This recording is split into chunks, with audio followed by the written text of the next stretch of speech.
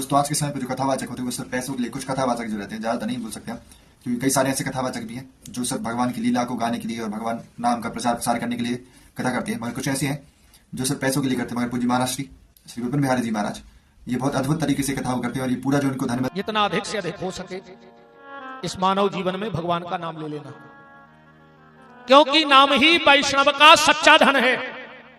अगर नाम की पूंजी तुम्हारे पास है तो सारे संकट अपने आप दूर हो जाएंगे, और अगर नाम जप की ताकत नहीं है तो सब व्यर्थ चला जाएगा।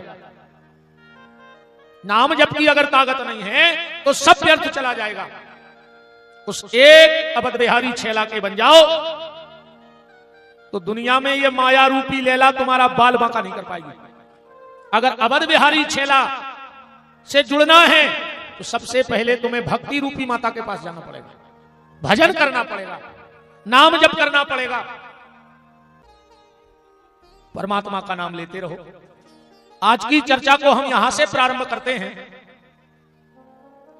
एक आदमी के 3 बेटे थे, ध्यान से सुना, और वो आदमी मर गया। सब नातेदार रिश्तेदार इकट्ठे भाई, 13 भाई,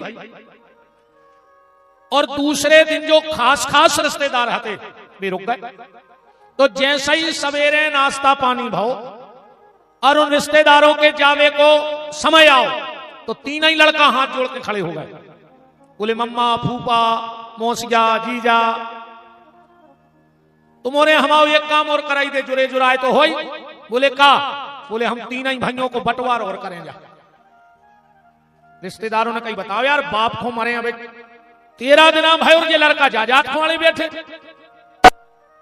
तो एक रिश्तेदार बोले कि तना रुक जा यार भैया, 2-4 दिन महीना। बोले नहीं नहीं, देखो हमारी सुनो। और उन लड़कों ने जो बात कही वो ध्यान से सुना। लड़कों ने कहा देखो, संपत्ति तो एक ना एक दिन बंटनेंगे, ये प्रकृति का नियम है, ये जायदाद तो बंटत रही। तो वे लड़का बोले कि हम 3 ही भाइयों को मन है एक, और कहूं मन एक रहो और जायदाद बढ़ गई तो ज्यादा दिक्कत नहीं हुई।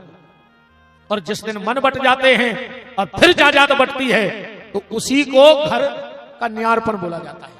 संपत्ति बटना न्यारपन नहीं है, पर मन बट जाए तो न्यारपन है। मन बट जाए तो उसे न्यारपन कहते हैं। और वास्तव में अगर ऐसा समय आ जाए कि भाई भाई में संपत्ति बांटनी हो तो बांट लेना, पर कभी भाई भाई के मन मत बांटना। कई बार संपत्ति इकट्ठी रहती है और मन बट जाते हैं, पर मेरा निवेदन है कि संपत्ति बांट लो पर मन को एक रखो।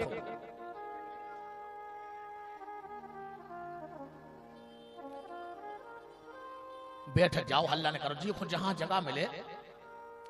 आज तो द्रौपदी कैसी बटलो ही कहा। हाँ बैठ जाओ बेनहरो।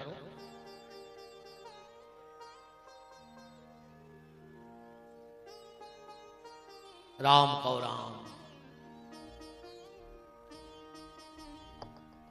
तो रिश्तेदारों ने कही ठीक है, तुम भाइयों की इच्छा है तो हम संपत्ति बांटे दे रहे, ले आओ पिताजी की पेटी खोलो में कहा है। और जब पिताजी की पेटी खोली तो मैं बसी हथ पहले से धरी थी। सबने कही पढ़ो में कहा लिखो। अब जितने भी पंचायत बारे बैठे हो ध्यान से सुनियो, तुम करवा है भाई हम पंचायत। हाँ, अब पूरे बुद्धिजीवी जितने हो तुम करने कथा को फैसला। बसी हथ निकाली और बसी हथ में लिखा था कि मेरी संपत्ति का आधा हिस्सा मेरे बड़े बेटे को दे दिया जाए, संपत्ति का चौथा हिस्सा मेरे मझले बेटे को दे दिया जाए, और संपत्ति का 5वां हिस्सा मेरे छोटे बेटे को दे दिया जाए। अब रिश्तेदार बोले जब बाप सब लिख गाओ अब का दिक्कत, तुम्हारे बांट ले।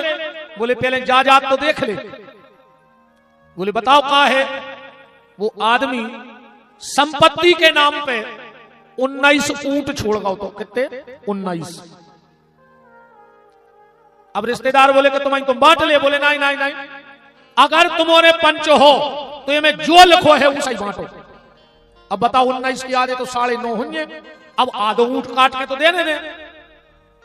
अब पेड़े बैठे कि तुम तो जो ये में लिखो है वो ही करो। अब जितने भी और दिमागदार हते, को उनके हमारे मम्मा बहुत दिमागदार, उन कही हमारे बहन वही फलाने गांव में, सो जितने लाल बुजक्कड़ हते वे सब आ गए, पर कोई की बुद्धि नहीं चले। वे तीन ही लड़का अड़े बैठे कि जो ये मैं लिखो है वो ही करियो। यदि को दिमाग नहीं चले भी तो बैठे के आधे करो। 10-50 गांव के आदमी बैठे, उताई उनाई सूट बंधे, वही समय उते से एक ऊंट मारो निकलो, उन्हें देखो कि यार उन्हें सूट बंधे हैं, हमाओ भी तई बांधना है। सबसे जाके उन्हें राम राम करी, कहा भैया क्या बात है? अरे यार बोले पंच 8 फंस गई, अजय सूरज नहीं रही। वो बोलो कि तुम्हारे हमें भली नहीं जाना, पर जोन मर गए उनसे हमारी अच्छी रही, सो उनकी बात फंस गई, सो हमारी फंस गई, जो हमा ऊंट ले ले और बांट दे। अब कितने ऊंट हो गए? 20। अब तो चाहे को बांट दे। वसीयत में काले को है संपत्ति को आधो हिस्सा बड़े लड़का मिले, सो 20 के आधे कितने भाई? 10 दे दे बड़े को। अब वसीयत में काले को संपत्ति का चौथा हिस्सा मिले मंझले को, सो 20 को चौथो कितो बने? 5 5 को 20, सो 5 दे दे मंझले को। अब वो में काले को है संपत्ति को 5वां हिस्सा मिले हल्के को, सो 20 को 5वां हिस्सा कितने होंगे? 4 4 5 20। 10 मिल गए बड़े को, 5 मिल गए मंझले को, और 4 मिल गए हल्के को। कितने ऊंट बटे? 19 बटे। वो बोलो कि हम ऊंट दे दे 10, हम घरे जाएं। अब बात को एक अपने ऊपर धारियो,